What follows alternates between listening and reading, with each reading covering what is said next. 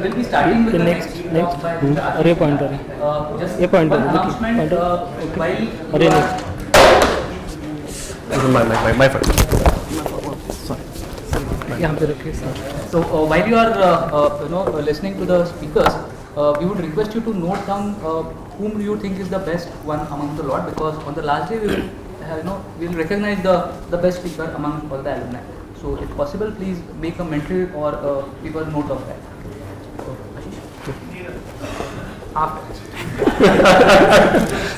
ये next After अरे Ashish's pointer presentation, we will have Kunal's presentation, and we are pushing the self-introduction session to post dinner because a lot of people are yet to come. So we'll take that later. Thank you. Good afternoon, everyone. It's my good fortune to know Abhinav from some time, and I've been influenced a lot from his thought process, amongst other friends also. And I'm very humbled to sit in front of such an august audience, and makes me both excited and a little nervous also. And I'm sure I'm a little young in the investing process, and I've learned a lot through other people's experiences. And today what I'm sharing here is the last two things here, capital allocation checkout, which have been my questions. Last 1 year I've been trying to mull more over. Abhinav already has answered most of my part here, has done an easy job for me, so capital allocation will be easier. But I have tried to interpret in my own understanding, and I am sure this understanding will evolve with more feedback which I'll get from you guys also. And in no way it is to be taken as a definitive affirmation, because I'm yet to see 2-3 beer cycles and just to understand the process more deeply.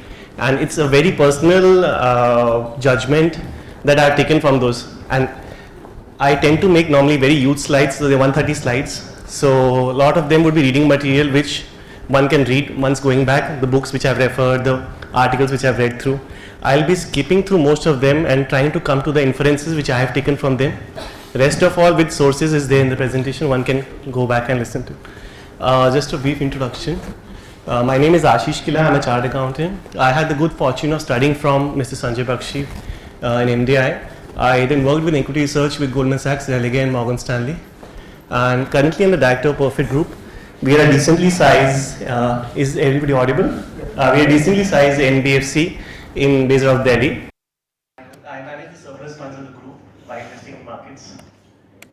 This is my father, the chairman, who has been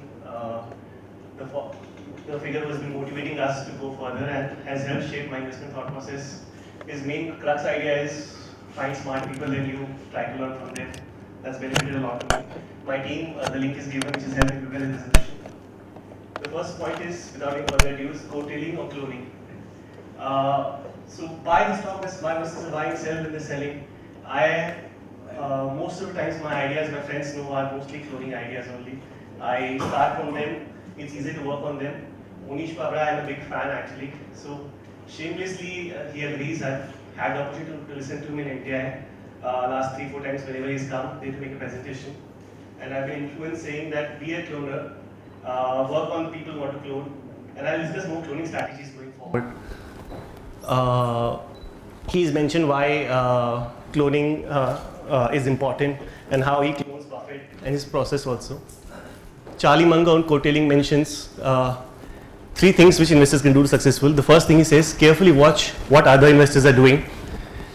Look at the cannibals, carefully study spin-offs. Our topic today is cloning only, so we'll stick to that. Section 13, so Form 13F. Now in the US it's a little easier because you have 13F filings and you can easily go through them periodically to find out. What do we have in India? We have Jugaad. So I'll speak more about that. So one is bulk deals, block deals, BSE. You go through them and try to see the investors. Second is you type money control, maybe type for people like Rakesh Jhunjhunwala and all. Or you have paid software. We use Ace Equity to screen out individuals. Here's a cheaper option. You can create Google alerts also for a lot of these investors, Westbridge and all, and they come instantly or as you desire to your inbox. This is how the Ace Equity looks when you put, for example, like IDFC Private Equity. I also follow a lot of blogs which I like. I've mentioned them in alphabetical order. Again, one can go through them. There's a long list. There are a few forums. Value Picker is a recent one. You have certain nice people out there discussing ideas and putting thought process. TED is a particularly old one. Subscriptions, they are no particular order, and I'm not endorsing them. Some of these individuals have good ideas, and they circulate those ideas on a subscription model, which we tend to follow. These are a few smart investors. Again, it's not an exhaustive list. Some of them which we follow. List of funds in alphabetical order.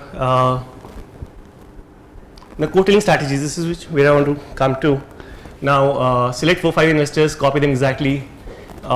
Select investors, pick the best of ideas, or select 4-5 investors and which you can understand and pass your own checklist. So coming to the first one, copying the guru completely. So here you're saying I will not apply any brains. I will just mark to mark, like to like, just copy it. Now Monish mentioned this in his presentation that had you followed Warren Buffett when it was disclosed after he purchased and sold it when it was disclosed after he disclosed at the highest price and bought, at the lowest price and bought at the highest price, still you would have made an amazing return of beating the index by 11.5%. It's an easy strategy. It's very difficult to do behavioral because it challenges your ego and you say I'm a smart investor, I want to put my own thought process also into it. So one strategy is also picking the top holdings of the investor rather than just picking up throughout the ideas. Now this is one thing which we normally come across. I think everybody knows it, but I'll just refer. For example, people say IDFC Premier Equity. Now 3.73% in Page versus V-Mart Retail. Now the point here is, this is a mistake sometimes which people do, that they look into terms of percentage of company size rather than if they look at how much of the fund is invested. So Page is an investment of 6% rather than V-Mart, which is 0.54%. So it looks fancy that the company is only 10% of, the fund is only 10% of the company, but it's always better to look in terms of how much of the AUM is invested in that. Secondly, as per trends in portfolio. Now one might see that again IDFC, we're taking one common theme only. Bata and Jyoti allocation is increased over the quarters in the portfolio, but again it's mostly because of the price rather than any number of shares getting increased. So one needs to see these trends, that has Kenneth bought more stock of this, or it's because of similar allocation but the price jumping higher, and derive his conclusions. Cloning as per current allocation. Now you have two stocks. Should I clone both? Now again, if you see the trend over some time, he has been reducing allocation, and IDFC and PTC has been increasing allocation. So while cloning also, one needs to actually go through these finer points, which are very easy, but sometimes one tends to forget that what is IDFC in the current quarter is not even more than 1% invested in the company. Popularity. Now this is a company called AI Engineering, and I find HDFC there, I find Nalanda there, and Westbridge also buying. So when you have multiple funds buying or multiple people you track buying the same stock, it piques my interest, and I try to study it, try to understand it. Like 5 people are endorsing those funds. Let me study that company. Let me try to put time there. Price analysis. So this is something which we also end up doing. A stock which an investor has bought but has run up a lot is a stock which then you try to ignore because it has run up a lot. Now in this case, again Kenneth bought Godfrey Phillips in February, sometimes available similar price. We tend to watch stocks from the initial price which they bought. Now what happens in this sometimes is the price runs up and we tend to ignore the stock, saying no, he bought it cheaper, now it's expensive, but sometimes available at similar valuation multiples because the company is delivered or the company is doing a great job. So one should not just look at the anchored price but keep on evaluating the valuation multiples as well. Pretty simple. Now this is something which we experienced while doing this selective selection. Nobody has a 100% strike rate. So even Buffett had mistakes with Dexter shoes. And so what you might end up doing is you might be picking up the underperformers of everybody's portfolio, saying that these stocks are not run up, and you might have a portfolio which has underperformers of all the top fund managers. So this is one, I think, which one should pay caution on cloning, that when you do selective cloning, one needs to be very careful in this strategy. Last thoughts on cloning.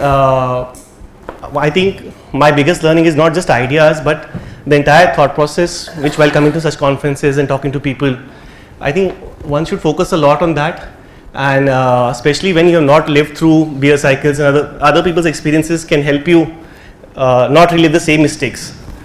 And role of networking, I tend to meet up a lot of new people and try to understand their philosophies and all.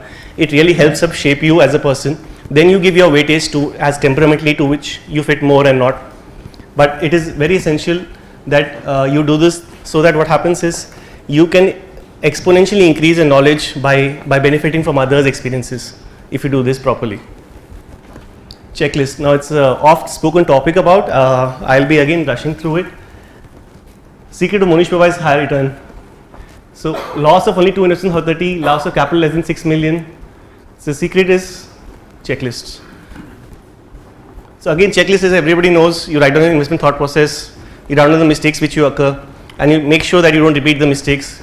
The example of Boeing airplanes, everybody knows why they used to crash a lot, and now they don't crash because they have a checklist which follows. So keep improving the checklist, learn from your mistakes, learn from others' mistakes. Does checklist really works? This is interesting what Monish says. Checklist is like a circuit breaker which prevents the brain from being able to flip that switch. It helps you reduce behavioral biases. It is because it's in writing, you have to actually answer that question and not just skip over it. Checklist really work. Even I have to put some extracts from the book where they've tried to actually apply checklists in various scenarios, from hospitals to doctors to planes. It's a very interesting book. I think one should definitely read it if it's not read. So the common thread between a military pilot, doctor, investment manager, all of them use checklists. A doctor can prevent death, a pilot can prevent a plane crash, investment manager can prevent a loss of capital. So why are checklists so effective? Now one can get drowned in information because so much noise, internet, you have friends calling you, giving you opinions. A disparity in method, fallible nature of human, role of checklist come into play. It is disciplined and systematic. You avoid shortcuts, you avoid hurting behaviors. Checklist so effective. You will keep, I think it's the similar points, I'll just skip through it. The disadvantages. Too much of checklist, too much of numbers, some of them ticking, some of them not ticking, you might get confused. So in terms of weightages, how much to assign, because none of these stock items will follow all the checklists, they will not tick all the boxes. False sense of security, I have done my checklist, I will not lose money. Or emotionally painful. Different checklists for every style, every single opportunity. All businesses which I mentioned. So a checklist is not that you have to tick every item. It eventually helps you maybe size your allocation also, that how well do you know the business, or should you take the investment call at all or not. So it helps you answer those critical questions when you follow checklists. Investment Guru's checklist, I have shared what I have been able to find out, which value investors have been saying. So again, I'll be just, you can read it at your pleasure. Mostly everybody knows that business simple, understandable. So I put Warren Buffett, Peter Lynch, Philip Fisher, Monish Pabha, Ben Graham. Now I've tried to put some examples where we try to use checklists. Again, these are subjective examples as per my limited knowledge and understanding again. So business easy and simple, Sarah was one thing which ticked that box when we were trying to study that. Restrict to circle of competence, pharma is not my circle of competence, I keep on skipping that. Big moat, sustainable competitive advantage, Relaxo, Prof has done a good job, I will not spend more time. Company have consistent long operating history, maybe an Nestle or HDFC Bank. Company has pricing power, ITC, free floats, HTC, HUL, MTUK. Does it require major frequent capex? Company has bargaining powers. Now crosses are basically companies which I ticked out because they were not. So one needs to. So they can be isolated cases in these examples, which even when generally you might think that they don't have bargaining power. So you might find somebody which is still able to exert a bargaining power, but one needs to be mindful and watchful. For example, airlines, if globally they are losing money, one needs to be very careful that that is the baseline statistics which we have. Then why is it different this time? Is the regulation a concern for the industry? Sugar. Is the business scalable? Samtel India manufactures color picture tubes. Can a Chinese company finish business? Electronics. Does the company favor long-term prospects? Page Industries. Has the management done frauds in past? First leasing. Now this was a mistake where we lost money also. We fell into cheapness. We thought stock 0.3 times book value, and one of the promoters had a checkered past. One didn't. Farooq Irani seemed like a good person. Mutayyaz did not. and we thought paying dividends from a long time. So, and we lost money on that, and we had ignored this thing, that how they had treated minority investors in other companies. Does the company have good discussion on Agrotech, reputation management, good or bad? Piccadilly Agro, I don't know, everybody knows. Manu Sharma, Jessica Lal murder case. Now, as soon as I hear the name, I switch off. I don't want to study more. So sometimes these biases could be positive or negative or filters. But once you start putting them in writing, maybe then you can take a better decision on them. Is the management compensation too high? Sun TV, everybody knows astronomical amounts being paid. Company making sensible capital allocation. Satyam was the red flag when they said Metas will put property, will buy property. Promoter stake, Vikas WSP, I got a lot of people saying Vikas WSP, Goa, and this is all. Normally, this is one red flag for me. Normally in companies where there is low promoter stake, it's a big red flag whether their interest is aligned with you or not. Conflict of related party interest, Venky's. Now, I like this company, but they have two companies. I think everybody knows that, unlisted entity. And unlisted entity also is quite big, huge, growing. Past treatment minority investors, SR group delisting going on, or SR companies, for example. Everybody knows what the history is. So I've tried to get some blatant examples. Maybe a lot of examples when you come across when you're studying companies might not be as white and black. They might be grey. So you need to work more on those ideas. For example, Triveni Engineering was a company I was trying to put here. They had an instance of treating minority investors earlier when they converted their preference shares into properly. But one needs to evaluate some companies with a much finer comb because they're not so blatant. Was the management honest during periods of adversity? Hawkins, especially in the last few years, the way the management has communicated, how it's facing the problems. Financial tenets, again, this is very small tenets. I tend to look at IROCs and ROEs a lot nowadays. Does the company generate high operating cash flows? Now, this is a very big negative sign for me. So I tend to miss out on turnaround big stories or maybe retailer stories. But I prefer companies which can generate high operating cash flows. It gives me a sense of comfort. As a business owner, I run 5-6 businesses. None of the businesses where I don't see operating cash flow, I don't enter into this. I'm not like a Flipkart model that, well, I don't believe in those models. So people make money in those models. It's a personal choice. And this is my personal, some of my personal checklist here. Debt not too high related to earnings, Arshia. Now this is Kaveri, which I have highlighted especially is, so for example, Sanjay sir also mentioned that he had skipped Kaveri because of taxes. I also did. And Kuntal Bhai mentioned that if one could have spoken to Monsanto or tried to find out. So this was an experience for me also that, as I mentioned again, do not just write off a company when it doesn't meet a checklist. Try to find out, do more homework on that. Try to see, can you find out more reasons to validate or invalidate your point. Just because it is not doing something on a checklist doesn't mean it is automatically a reject from your checklist. But at least you are working in the right direction. If you know, so Kaveri could have been a scam, but the point is, have you done your work on that company properly? Have you satisfied with that checkpoint? If you're not, then it's like dummy, go back, first satisfy yourself, then think of making an allocation or position sizing. Does the company hold unnecessary cash, Nucleus Software? Portfolio construction. Now, I think this is the part of capital allocation. Now, Abhinav already has done a fantastic job. I'll just rush through what I think has already covered. I like this quote a lot. Diversification is a poor surrogate for knowledge, elements of control, and price consciousness, by Marty Whitman. So some of them are saying concentrate, some of them saying not concentrate. So I've just put some holdings here. And what should do? I've just put Warren Buffett's quote here. So for professionals or amateurs like us or investors which are starting in the career, he is advocating little more diversification compared to professionals. So I leave it at that. Again, as Abhinav mentioned, the talk is not about portfolio construction. Capital allocation framework. So along with what Abhinav discussed, I've tried to put 2-3 more things here. I'll just mention those and skip Abhinav's. So first we'll discuss the overall allocation.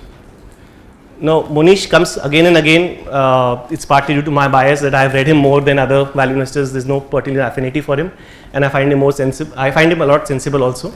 So he mentioned about when he had come in his first meeting, we were discussing about the 2008-9 scenario, and he mentioned that to keep certain gunpowder with you every time. So he says, how do you come to that? How do you decide that when stocks are falling every day, right, left, center?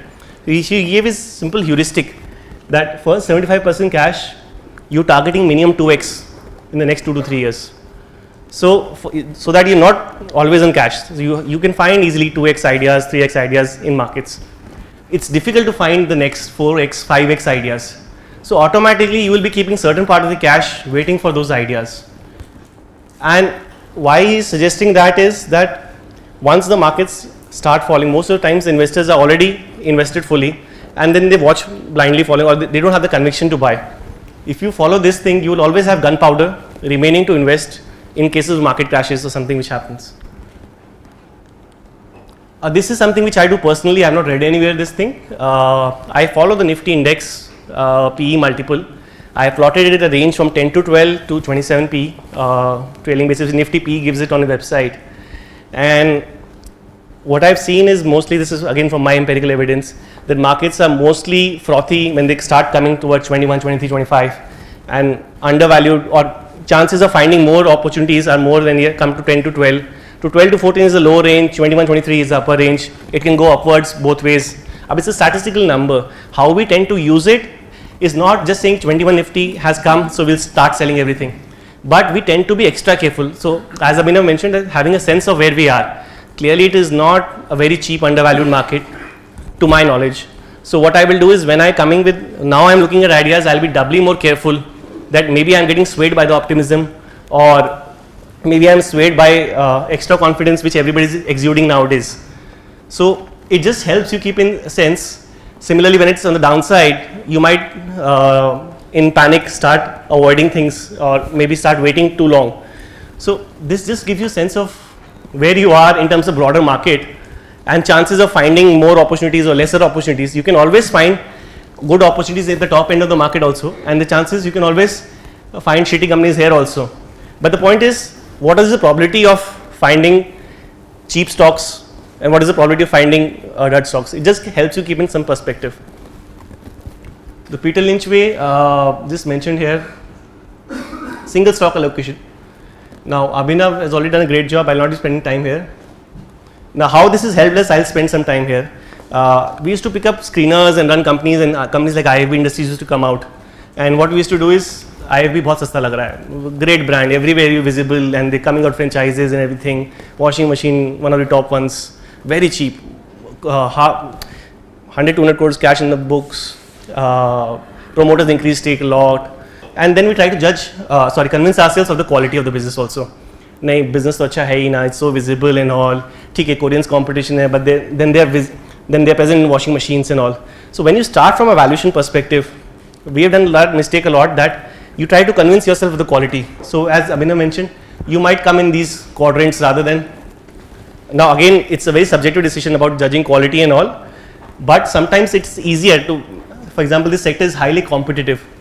So in terms of pricing power and all, everybody knows that how Samsungs or the Koreans have totally annihilated this space. So clearly in terms of pricing power and all those things, this is not ticking the boxes. So one should be, so what we've done now is started looking from quality and then trying to come to valuations. Now if the valuation don't suffice, for example, Agrotech or Zydus, just hypothetical examples, so you say, I think the valuations are too high, then you will wait for them, put them in a checklist or on your price list which you track, and you say, I like the businesses, maybe not at these prices. So, and then you keep on tracking them, whether the fundamentals improve more so that justify the price, or the price comes down to a level which you want to buy. Time, so this quote again, time is a friend of wonderful company, enemy of the mediocre. And we as a person now have tried to invest more in the good business companies. Our experience in Smokers Corner has not been too great. So this is the sector we are focusing on. We tend to do this corner where we have a special situation. So for example, SR Oil delisting going right now. It's a bad business, it's a bad promoters, bad everything. But when we have a timeline here, it's a special situation arbitrage, we might look at this corner. Otherwise, we will not look at. This is our personal preference again. This is something interesting. Pat Dorsey mentioned that limiting exposure to one sector. Now, spreading your risk along applies to larger categories. Anytime you find too much of your portfolio is one area of the market, you probably yourself got some good sell candidates. So, ways to allocate in single sector. Now, again, this I am trying to infer it myself. What he's trying to say, what investors are trying to say, and what I have tried to understand. So, one way is you pick up one company in a sector and say, no, I picked the best company in the sector, or you pick up 2-3 companies in the sector whichever way you want to go across. But one needs to consider that it's not only one sector in the entire portfolio or majorly in our entire portfolio. Now the flip side could be sometimes sectors which are prone to negative black swan risks or sectors which are prone to regulatory risks. There you could get jagged if you have too much of it in one sector. So one needs to just keep in mind, for example, the credit rating sector or sectors, the sugar sector or something which is more prone to regulation or which is more prone to negative black swan, for the financial sector for example. There, this high concentration in a particular sector might lead to a problem sometime. Now, this is something very interesting. Monish said in his meeting that from a 10 by 10 model which used to start, he has come to a 2-5-10 model. Now, again, this is all theory. We try to apply it practically, and from our experience as amateurs, what he is trying to say is, ki, if you have reasonable undervaluations, start with a 2%. 10% of funds, now this, look is here what he's saying. Now this is what he's trying to say, if 7 moons line up. So exactly what he's trying to say is that I rarely go to 10%. It's mostly 2-5%, and that is for experience from the 2008-9 crisis. Now he's done a fairly good job in terms of minting money or making money in terms of CAGR of keeping on 26-27%. What we have tried to do is we try to put some figures there. So we try to say ki if a smart investor has picked up your story, or you have a wonderful, so these are or and points. So this is not that somebody smart investor needs to come to your stock. For example, this stock called Muthoot Capital which I track. Now there is no smart investor which is come in that stock. In fact, nobody wants to listen to that story. Because we're in the same sector, we try to track that story. Now you have a wonderful past track record of business, or you have and you have high ROC, we understand the business, decent promoter track record, capital misallocation, reasonable valuation. We tend to go to 2%. For the next 5%, we try to look at how accessible the management is, high size of opportunity and high ability to capture it. As Durgesh Bhai was saying in the discussion outside, whether the promoter has the ability to scale up or capture that opportunity which is high. So maybe we go to high 5%. And the next 5%, we tend to go with cheap valuations. Any questions on this slide? No, the quality, they call it, so as I mentioned earlier, I am not investing nowadays in bad quality. So I will not, again the judgment on quality is substantive. Yeah. So we will eliminate them here only. So I'm taking good quality stocks only, and then, so for example, a Symphony right now is not nowhere cheap. So I will put it in these two brackets only, not in the third bracket. Now this is something interesting. My friend Manish Dhawan pointed me out. Ed Sikota. Now he has an impressive track record from 1970 to 98. From $5,000, he took it to $50 million with a CAGR of 65%. What basically his concept is, when you put some X amount of money, the entire money is not risk. So you will not lose the entire money in a good quality stock. What he's trying to say, he's a trader from the background, so I have tried to adopt his approach. It's not a like by like kind of pickup, because he uses the word stop loss and he uses the word that I will exit when it falls to a certain level. But what he's trying to say is that portfolio size, percentage of total portfolio investor wants to risk, and then try to estimate a maximum expected loss which you have.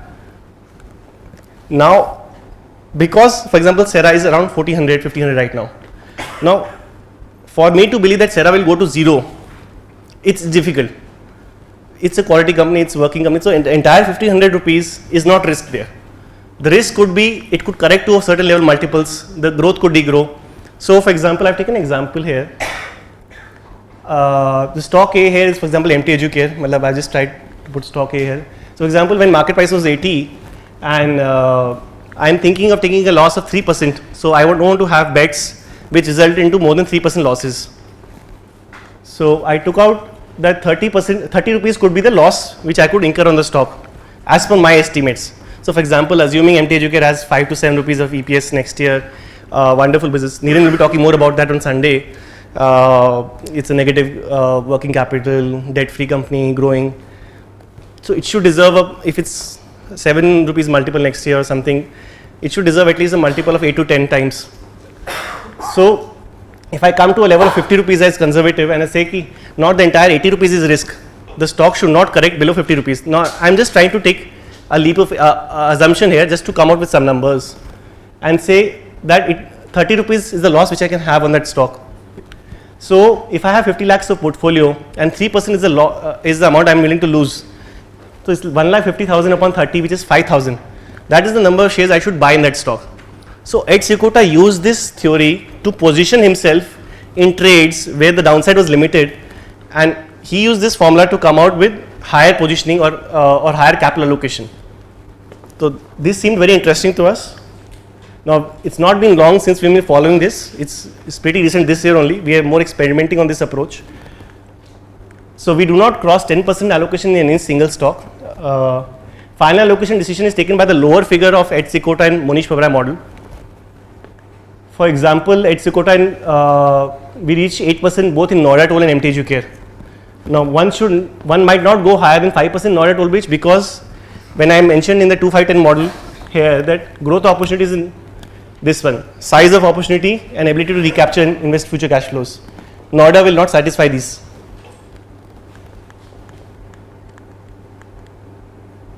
Now this is an interesting point which we have been thinking, that what if the stock price dives further? Neeraj, how much time do I have? How much time is remaining? Sure. So what if the stock price corrects further? Now since you already assumed, for example in case of MTHU Care, that the stock should not correct below 30, stock cannot lose more than 30 points from 80 rupees.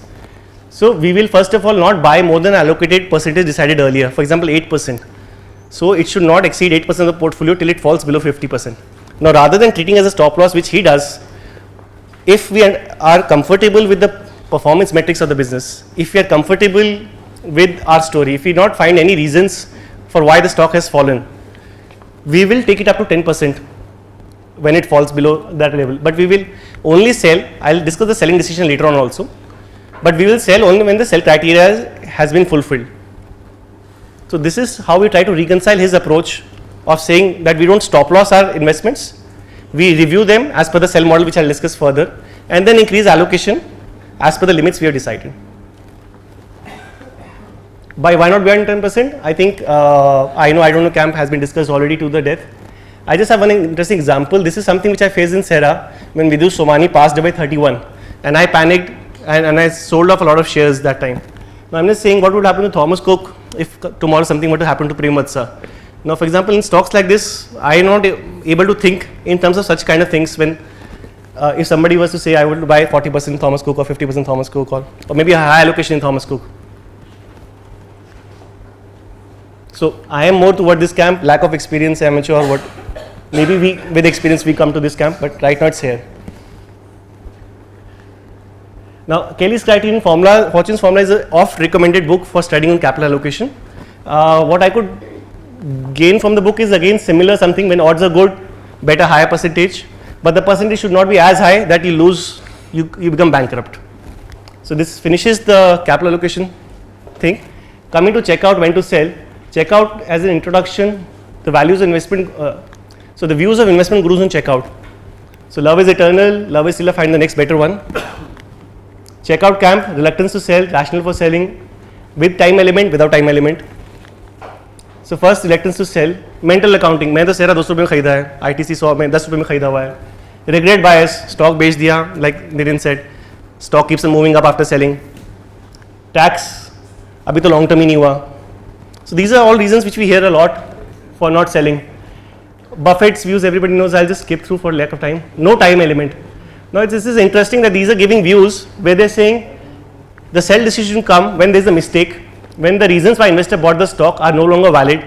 For example, again, bet on Piramal is bet on Ajay Piramal, something were to happen to him. When the reasons why you bought the stock is no longer valid. If you bought the stock for an event that did not materialize, Halonix I bought for demerger didn't materialize. When one believes that one can get better returns in another stock. Buffett sells under similar conditions. Peter Lynch, something interesting is 60% shares held by institutions, acquisition unlimited, newspapers and magazines have fawned over the CEO. Some interesting points here. Sanjay Bakshi view, what is interesting is when the expected return is less than AAA. He covered it in the last meeting here. And he said if you get less than cash, you should sell. Now for example, I've taken his example only, Relaxo model. So assuming tomorrow Relaxo like NBCC or VST hits circuits and comes to this market cap. So then as per his model, his numbers, everything, it will have less than 9% expected return from AAA. One should start selling. time element. Now this is, Ben Graham says, everybody knows that 50% or 24 to 36 months from the month of purchase. What Monish Parwai says is interesting, that the 3-year rule. If you don't have an out and wait for convergence to intrinsic value, we may have an endless wait. This is the real cost of waiting. It is the opportunity cost of investing those assets elsewhere. This is something interesting. I have not come across many people saying this. Now, we are trying to stick that rather than saying the price comes to your thing, if the performance metric still comes. For example, MT Educare is a stock which has often disappointed us in terms of price history. Now, but the performance metrics still continue to be good. So, we continue to hold the stock. It's been, even if it's been close to 3 years. Now, this is a very last important position, sizing in sell decision. Lot of people say this, that because I'm holding the stock historically very cheap, I don't sell. Now, I have over time realized in the last few months also that this bias is positive also, because it helps you hold on to your winners for a long time, because you don't sell them immediately. You look at your historical cost price, and maybe this positive bias helps you get this multi-baggers or once in a time lifetime opportunities where you make real good money because you held on to the Hero Hondas or you held on to the HDFC banks. Now, Pat Dorsey again says here, he mentions a number here that if you have more than 10% of your portfolio, you should start thinking very carefully how much risk you're taking, even if the company is great prospects. It's not prudent to allow a company to have a large percentage of your portfolio. Now, we have tried to reconcile this by saying in the next slide, for example, take the example of Sera again. 325, 5% portfolio allocate, it comes to 17% at 1300, suppose, at my level. Now, I say all the investment checklists which the value investor said gets ticked.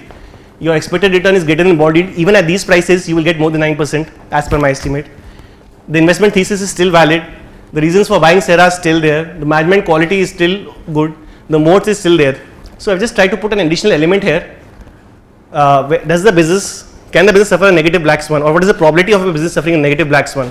If it is high, I would like to take my capital out. If it is not high, I will try to stay the entire amount here. I have taken an example of Muthoot Capital. Now, this is a company which I don't get any confirmation from anybody. So, what I've done is, it's a financial space, highly levered. So, negative black swan risk can occur here. So, what we've done is, I've just given an example that started with 8%, it doubled in 1 year. So, we've taken a capital out and it's close to 6% of our portfolio now. Capital along with some decent return of 15% which you've taken out. So, this is how I've tried to reconcile both these things, that you want to keep your winners also. But if you think, suppose tomorrow Muthoot Capital was to become 40% of my portfolio, and if there's a chance of negative black swan, I don't want 40% of my portfolio suddenly hitting down circuits and maybe coming to an obscene level. So, then maybe I would like to take my capital out with some decent returns. Sleep test. So, this is what I do. Once I make the buy decision, if I'm not able to sleep properly over it, I tend to reduce the position. There is no scientific logic to it, whatever makes you comfortable. A few more books. So, when the ship starts to pink, don't pray, jump. Decide in advance what you want. Now, this is something interesting, Doran Cassidy's book, Ego Factor. So, normally investors when thump their chest and say, "Ye stock lena hai," tomorrow it's difficult for them because they have started their chest and saying everybody that this is a stock I want to buy, or this is a stock I'm holding. Now, for them to do a U-turn and say, now sell the stock, it's very difficult. So, this is often a factor seeing ki I have already said buy on the stock. Now, how should I come and say sell on the stock? I think that's the end of the presentation. Any questions?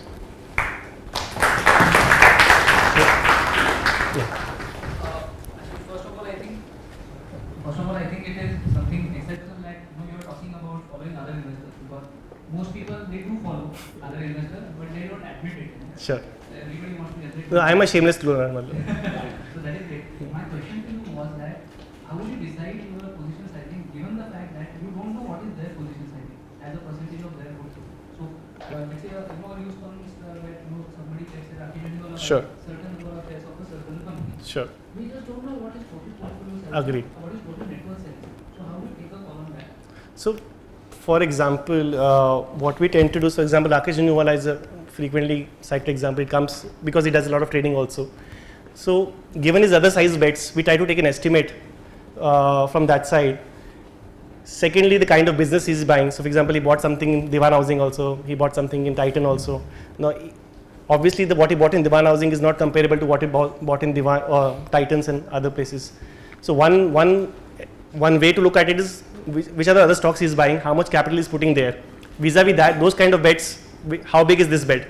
Because it's difficult to estimate because it's not a fund, so it's difficult to estimate the percentage of portfolio. But looking at the other bet sizes which he has, comparing it with them. Yeah. Another point to Sure. add what you said is that you see the largest allocation. That could be one strategy to look at. Yeah, but I think all you know they all be the highest priced right now also. Yeah. Agree. So as I mentioned, then one should also look that the highest allocation is because of he bought the number of shares or is because the price has risen up. That's a very difficult job. So he's holding on to that stock. So if you look at the flip point also, because so he's not sold off those stock even if the stock has, so example Page Industries, Kenneth has been holding for a long time and he continues to hold even if it's gone a multi-bagger for him. So that shows his conviction. So it's not just because the price is enough we should ignore the stock. If he's continuing to hold, it's a decision from his side that I still like the stock, I'm still holding the stock. But one should be understanding that is he buying the stock at current levels? No. This allocation is going because of price rise. Yes, ma'am.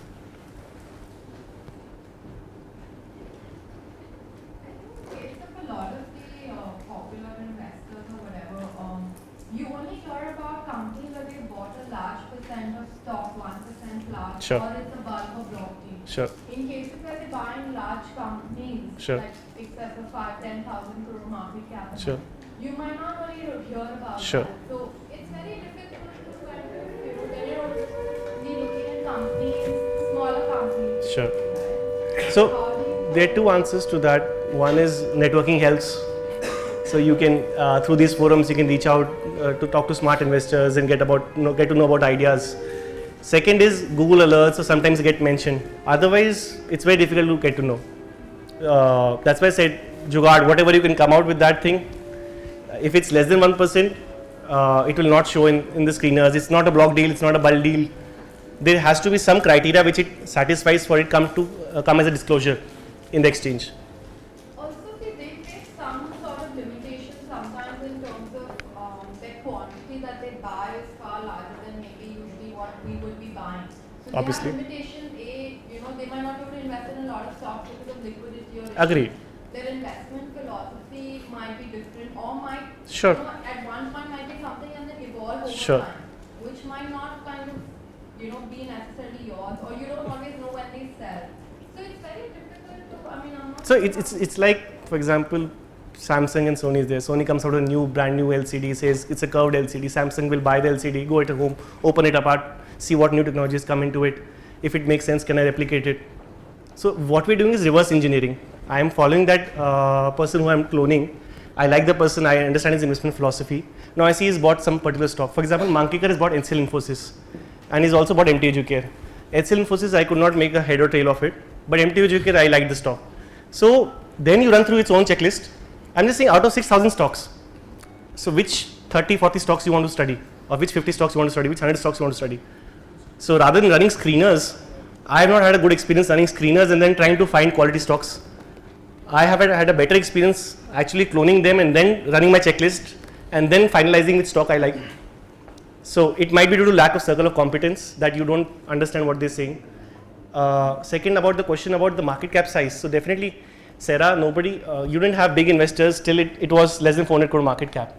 So that is a limitation which you understand. It's an advantage also that in that space you can get early also, and it is what it is that for that bigger investor to come and invest in those companies, they will need a certain market cap size. So they will be giving ideas mostly in the market cap space of say 500 crores above and all, but nobody is stopping you from studying those companies. Sure. How do you take a situation where a big investor, not big investor, let's say a fund buys, Sure. or and a promoter sells? Okay. So, yeah, How please. do you take that? So promoter selling, even Sanjay has covered sometimes in his writings also, is not symmetric to promoter buying.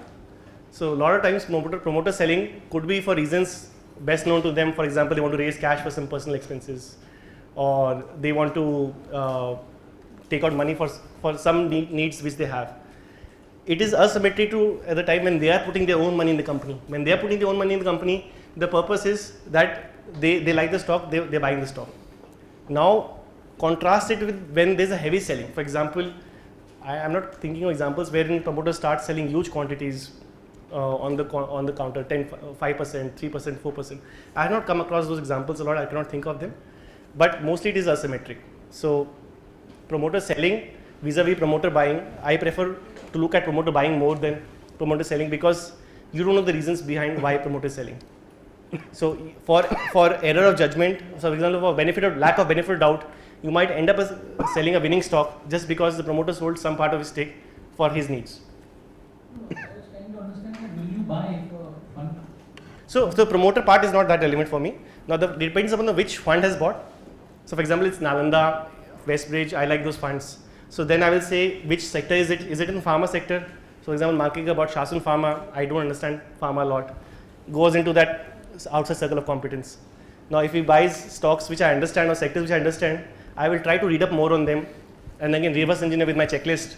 If it satisfies, I will go ahead and buy. But I will definitely notice it, pay attention to it, and try to add it to my watch list of stocks which I want to study. Pardon me, I just missed you. Sure. You were a little fast on the presentation. I am sorry, Did because you of say time. that Noida Government is a quality company? No, what I try to say is ki using Because what I was just trying, what my mind was working is, the first presentation started with different perspectives. sure. The second presentation started with a case where it is not a good quality company. The third presentation started it's a good quality. So we have a good, No, I think- good mixture of the actual case. Now, what I was trying to come is that Etsikota is trying to understand, or what is trying to say is that Noida at 21 rupees, there was little downside. So, Etsikota model would have given you 8% because in terms of the amount of money you could have lost for it was very minimal. So, the allocation could have been very high. So, for such stocks, you could have come out with a higher allocation. But do you want to really put big money into that stock? So, the Monish Pabrai model prevents you from putting big money in this model. And when we have further modified it, saying that now this is again our modification. Monish Pabrai doesn't break it like that, saying that are you looking for scalable opportunities or not. He just gives us a general idea. This is what we have tried to, from our experience, break it.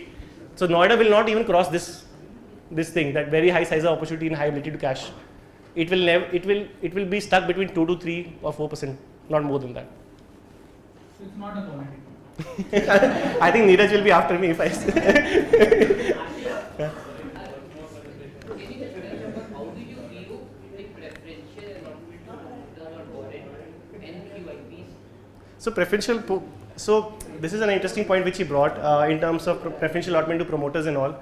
Now, sometimes I used to be very fussy about corporate governance and all. So Mayur Union Quotas allotted 50% warrants to them at market prices, and I told no way looking at this company, take it out. It's been a 4-bagger and all value investors are lapping the stock and all. So maybe sometimes, as I mentioned in the checklist, that you will not get all the ticks on this. You need to see how serious is this thing. Maybe the best way would have been to buy shares from the open market rather than doing an allotment to themselves, but maybe the lack of liquidity or that you need to also study from the promoter's mindset also. Then take a call. Second, QIBs and all, I don't really have a big view on that. But promoter allotments and warrants and all, I would prefer them buying open market rather than. One thing more. Sure. See, whether it's in a promoter's allotment or Sure. say when the funds buys, Sure. and you get to know after a month. Sure. By that time, if the stock price is up by 30-40%, Sure. how do you take it? So that's okay. So a lot of times we get to know after the stock has run up a lot. But the point is, we are not buying stocks. As I mentioned, we are looking for 2x opportunities. So I'm not buying long-term stocks for 40% upsides or 50% upsides. I'm looking for a 2x opportunity. Now, if I'm convinced it's a 2x opportunity, even if I miss the first 30%, it's okay. Ashish, in your experience, in Sure. your checklist, whatever modifications Sure. you would have done, what are the one or two important points which you would have added in your checklist in your last- Operating cash flows is one of the biggest which I stick to, and I have avoided a lot of Arshias and a lot of that because of that. I missed out on a few stories, and I don't buy a lot of hope companies, matlab. So I would like to buy companies. So again, I will not have a lot of multi-baggers because when hope turns to reality and the company gets re-rated, I will miss out on those companies. but I would prefer to buy a little higher, give them a little premium when they turn from hope to reality, and they buy rather than buying in the hope that they will. So those kind of checklists, those 2-3 points are important. Yeah. Sorry. You have a checklist or a checklist, and where do you change it? So whenever I make a mistake, so for example, first leasing I lost money. So whenever I lose money, So how often do you inspect it? nowadays, nowadays it is less. Nowadays it is less given the kind bull market we have had. But in the last 3-4 years, there is a lot of learning actually which happened.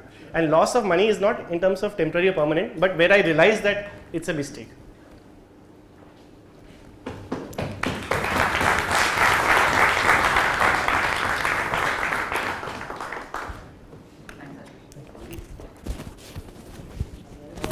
We have a small change in the schedule as I informed earlier. In our one will be taking up a presentation, a very interesting idea that we had. We'll be doing the self-introduction part.